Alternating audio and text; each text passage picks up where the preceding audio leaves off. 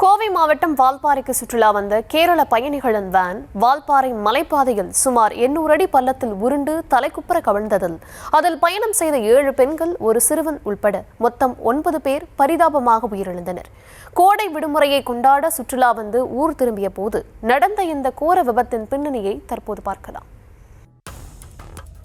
கேரளம் மாநிலம் மலப்புரம் பெருந்தல் மண்ணா அருகே பாங்கு பள்ளிப்பரம்பு பகுதியில் உள்ள அரசு பள்ளியைச் சேர்ந்த ஆசிரியர்கள் மற்றும் பணியாளர்கள் என 8 பெண்கள் 5 ஆண்கள் என மொத்தம் 13 பேர் டெம்போ டிராவல் வேனில் வால்பாறைக்கு சுற்றுலா வந்தனர். அதில் சிலரது குழந்தைகளும் டெம்போ டிராவலர் ஓட்டுநரும் அடங்குவர். கடந்த வெள்ளியன்று திருச்சூர் வழியாக சாலக்குடி அதிரப்பள்ளிக்கு சென்ற இந்த சுற்றுலா குழுவினர் பின்னர் அதிரப்பள்ளியிலிருந்து மழுக்குப்பாறை வழியாக வால்பாறை வந்துள்ளனர். வால்பாறையில் உள்ள சுற்றுலா இடங்களை கண்டு ரசித்த குழுவினர் அங்கு குரூப் போட்டோக்களை எடுத்துக் கொண்டனர்.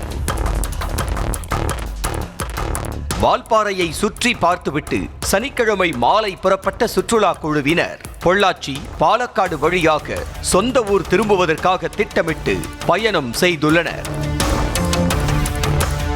மாலை 5 மணி அளவில் வால்பாறை பொள்ளாச்சி மலைப்பாதையில் வந்து கொண்டிருந்த சுற்றுலா வேன் 13வது கொண்டை ஊசி வளைவை கடக்கும் போது ஓட்டுநரின் கட்டுப்பாட்டை இழந்து அங்கிருந்த தடுப்புச் சுவரில் மோதியது.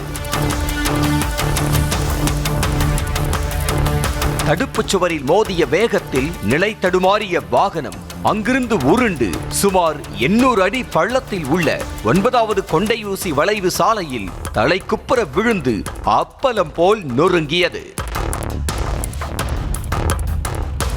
மலைச்சரிவில் பல முறை உருண்டு அடிபட்டு அப்பளம் போல் நொறுங்கி தலைக்குப்புற வேன் கவிழ்ந்ததில் அதில் பயணம் செய்த அஜிதா, ரம்லா, ஜோஹ்ரா, ஆஷா, சஜிதா, ஷக்கிலா, ருக்கியா, மஜித் ஆகிய 8 பேர் தூக்கி வீசப்பட்டும் உடல் நசுங்கியும் நிகழ்விடத்திலேயே பரிதாபமாக உயிரிழந்தனர். டெம்போ வேன் ஓட்டுநரான முகமது பாஷித் மற்றும் 11 வயதுக்குட்பட்ட 2 சிறுவர்கள் 2 பெண்கள் என மொத்தம் 5 பேர் படுகாயம் அடைந்தனர்.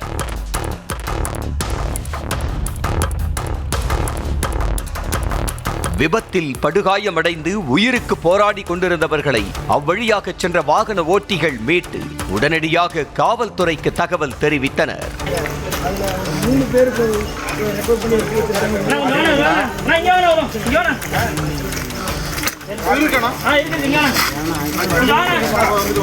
தகவல் அறிந்து விரைந்து சென்ற வால்பாறை மற்றும் பொள்ளாச்சி போலீசார் தீயணைப்பு படையினருடன் இணைந்து மீட்பு பணியில் ஈடுபட்டனர்.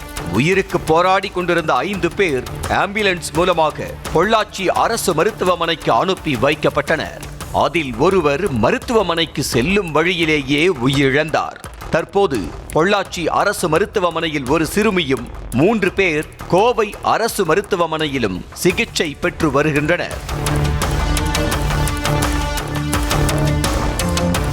கோவை மாவட்ட ஆட்சியர் பவன்குமார், பொள்ளாச்சி சார் ஆட்சியர் ராமகிருஷ்ணசாமி, காவல் கண்காணிப்பாளர் கார்த்திகேயன் உள்ளிட்டோர் சம்பவ இடத்தை பார்வையிட்டு பின்னர் மருத்துவமனையில் சிகிச்சை பெற்று வருவோரை சந்தித்தனர்.